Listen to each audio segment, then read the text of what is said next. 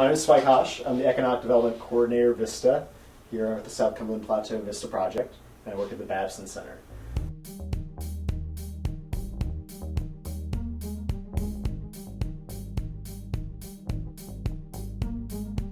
So the Babson Center is the pre-business center for students, and it's kind of de facto, or one of the de facto, economic development sites for VISTAs up here. So the main project I'm working on, besides working with the chamber, local businesses, the schools, doing soft skills, free income tax assistance, is the development of an economic development entity that will act as an alternative to payday and title pledge lenders. And so payday and title pledge lenders are predatory loans. They're short-term that are secured by either access to a bank account, payday, or with a car title pledge loan. And these are loans that lots of individuals who have bad credit scores, low income, otherwise underbanked, have to rely on if they have emergency liquidity needs. The average person who takes out one of these loans has to renew them 4.5 times. And so if they get a loan for 1 month, they pay 22% in interest and fees. At the end of that month, generally they can't pay it off. And so they take out a second loan. At the end of that month, they usually can't pay that off. And so if they renew 4.5 times, they effectively pay 124% interest and fees, which works out to about 264% APR, annualized percentage rate. The state of Tennessee publishes some data on these things, and so they only publish data on the title pledge side, so there's a whole other half of payday loans that we don't have data for. But most recent data from 2014, there was $230 million dispersed in title loans across the state of Tennessee, and that includes only first dispersals, so that doesn't count any rollovers.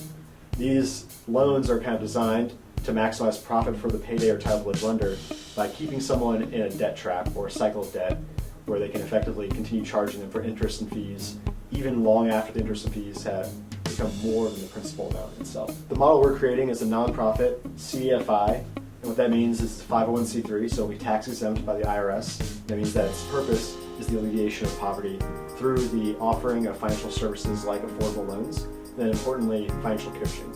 So for individuals and families who currently rely on payday or title pledge loans, we'll offer them a much cheaper alternative, an alternative that's much easier to pay off, that's not short term, but basically the term will be determined by what their ability to pay is.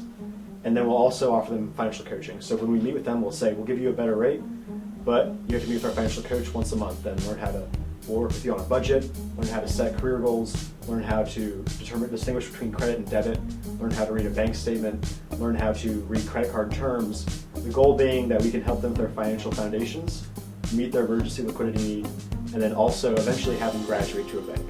Each step of the way will be improving their credit score, so we'll be reporting to credit bureaus.